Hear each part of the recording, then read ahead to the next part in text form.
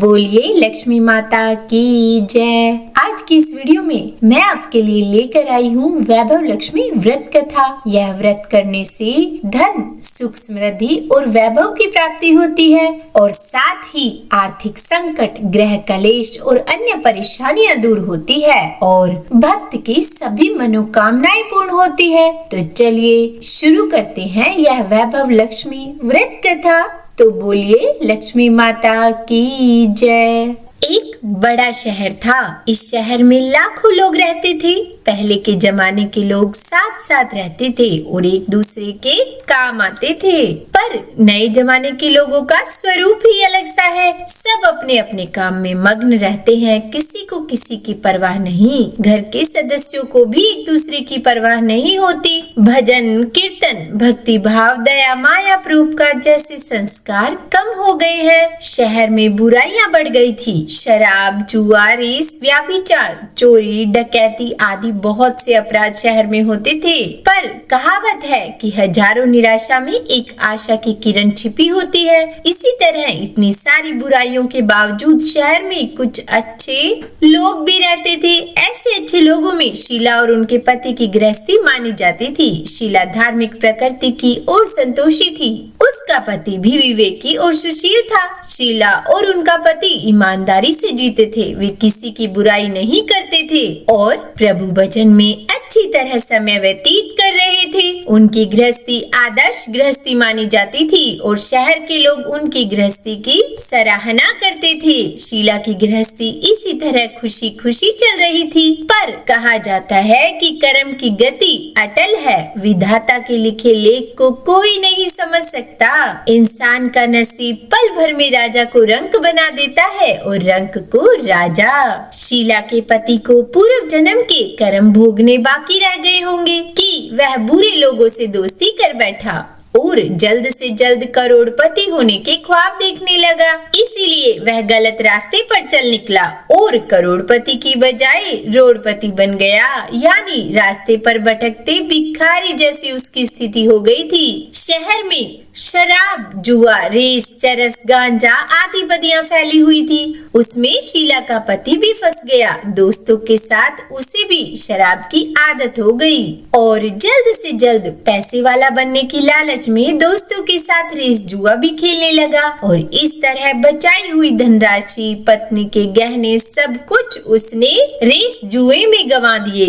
समय के परिवर्तन के साथ घर में दरिद्रता और भूखमरी फैल गई। सुख से खाने की बजाय 2 वक्त के भोजन के लाले भी पड़ गए और शीला को पति की गालियां खाने का वक्त आ गया। शीला सुशील और संस्कारी स्त्री थी। उसको पति के बर्ताव से बहुत दुख हुआ, किंतु वह भगवान पर भरोसा करके बड़ा दिल रखकर दुख सहने लगी। कहा जाता है कि सुख के पीछे दुख और दुख के पीछे सुख आता ही है, इसीलिए दुख के बाद सुख आएगा ही। ऐसी श्रद्धा के साथ शीला प्रभु भक्ति में लीन रहने लगी और इस तरह शीला असह्य दुख सहते सहते प्रभु भक्ति में वक्त बिताने लगी। फिर अचानक एक दिन दोपहर में उनके द्वार पर किसी ने दस्तक दी। शीला सोच में पड़ गई कि मुझ जैसे गरीब के घर इस वक्त कौन आया होगा। फिर भी द्वार पर आए हुए अतिथि का आदर करना चाहिए। ऐसे आर्य धर्म के संस्कार वाली शीला ने खड़े होकर द्वार खोला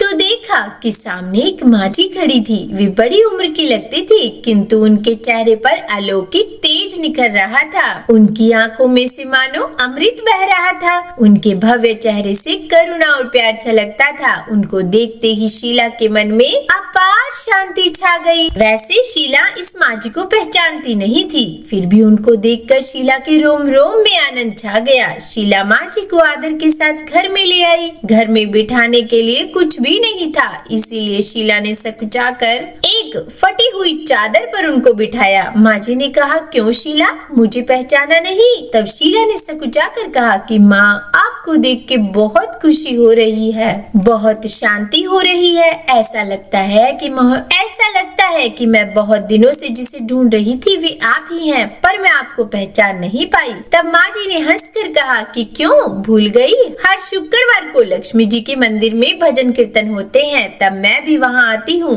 वहाँ हर शुक्रवार को हम मिलते हैं। पति जब से गलत रास्ते पर चला गया था, तब से शीला बहुत दुखी हो गई थी और दुख के मारे वह लक्ष्मी जी के मंदिर में भी नहीं जाती थी। बाहर के लोगों के साथ उसे नजर मिलाते हुए शर्म लगती थी। उसने दिमाग पर जोर डाला, लेकिन वे माँ जी उसे याद नहीं आ रही थी। तभी माँ जी ने कहा कि तू लक्ष्मी जी के मंदिर में कितने मधुर भजन गाती थी, अभी तो दिखाई नहीं देती थी, इसीलिए मुझे हुआ कि कहीं तू बीमार तो नहीं हो गई है न, और ऐसा सोचकर मैं तुझसे मिलने चली आई हूँ। तब माँ जी के अति प्रेम भरे शब्दों से शीला का हृदय पिघल गया। उसकी आंखों में से आंसू आ गए और माँ जी के सामने वह बिलख बिलख कर रोने लगी। यह देखकर माँ जी शीला के नजदीक आई और उसकी सिसकती पीठ पर प्यार भरा हाथ फेर कर उसे सांत्वना देने लगी। माँ जी ने कहा, बेटी, सुख और दुख तो धूप और छांव जैसे होते हैं। सुख के पीछे दुख आता है तो दुख के पीछे सुख भी आता है।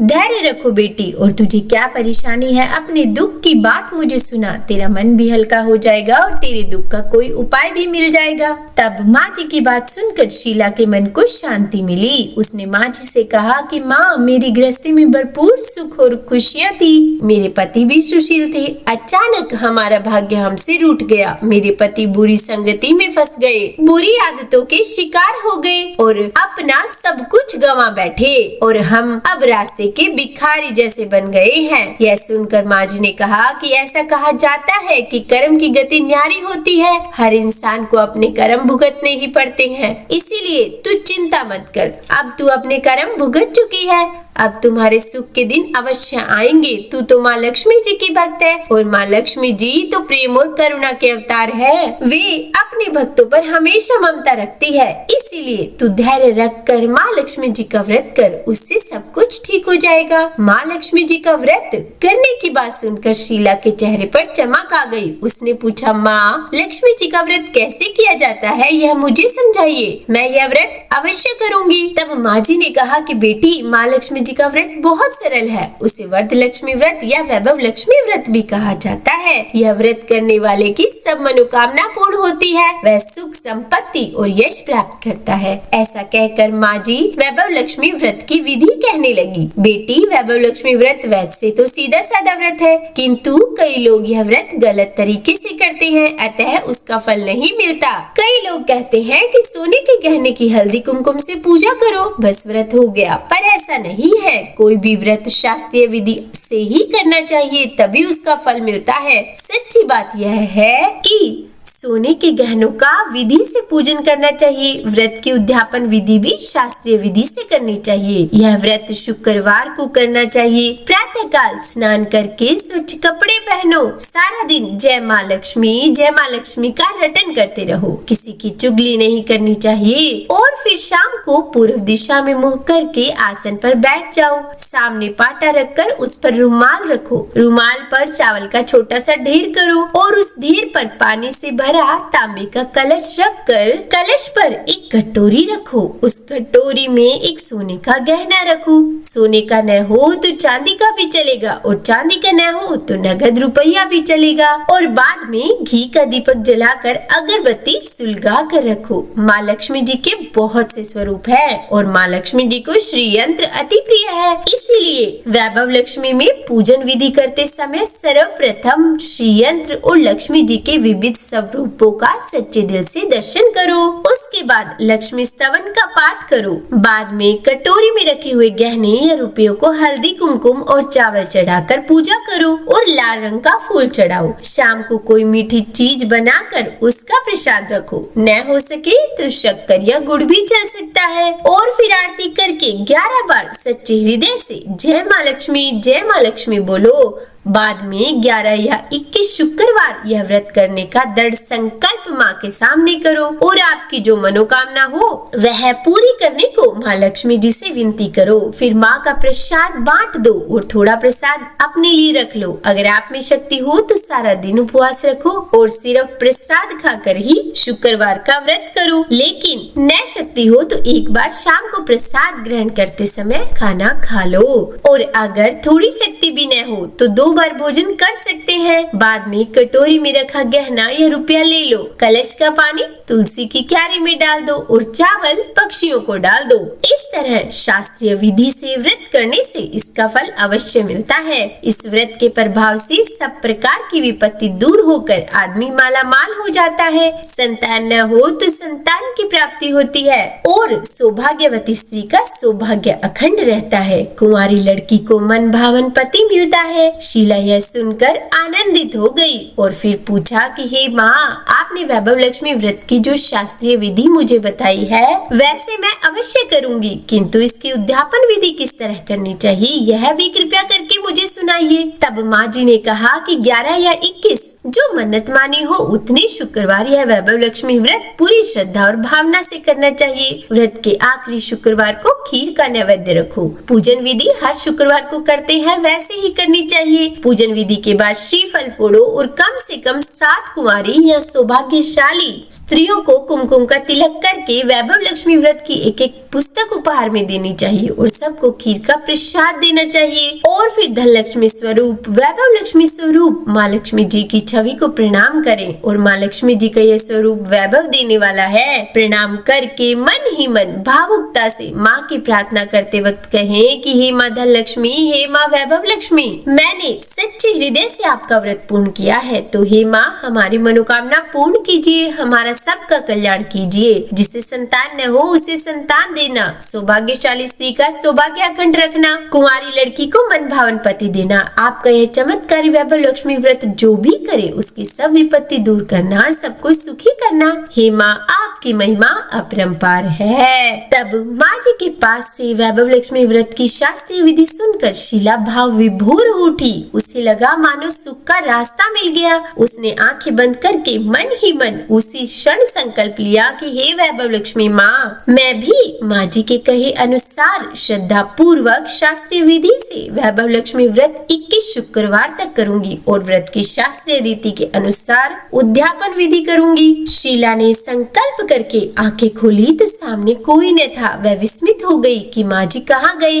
ये माँ जी कोई दूसरा नहीं बल्कि साक्षात लक्ष्मी जी ही थी। शीला लक्ष्मी जी की भक्त थी, इसीलिए अपने भक्त को रास्ता दिखाने के लिए माँ लक्ष्मी देवी माँ जी का स्वरूप धारण करके शीला के पास आई थी। दूसरे दिन शुक्रवार था। प्रातःकाल स्नान करके स्वच्छ कपड़े पहनकर शीला मन ही मन श्रद्धा और पूरे भाव से जय माँ लक्ष्मी का मन ही मन रटन करने लगी। सारा दिन किसी की चुगली नहीं की। शाम हुई तब हाथ पाँव मुंह धोकर शीला पूर्व दिशा में मुंह करके बैठ गई। घर में पहले तो सोने के बहुत से गहने थे, पर पति ने गलत रास्ते पर चलकर सब गिरवी रख दिए। पर नाक की कील यानी कि कोका बच गया था। नाक की कील निकालकर उसे धोकर शीला ने कटोरी में रख दी। सामने पाटे पर रुमाल रखकर मुट्ठी भर चावल का ढेर किया। उस पर तांबे का कलश पानी भरकर रखा और उसके ऊपर कील वाली कटोरी रखी। फिर विधि पूर्वक वंदन, स्तवन, पूजन वगैरह किया और घर में थोड़ी शक्कर थी वह प्रसाद में रखकर वैभव लक्ष्मी व्रत किया।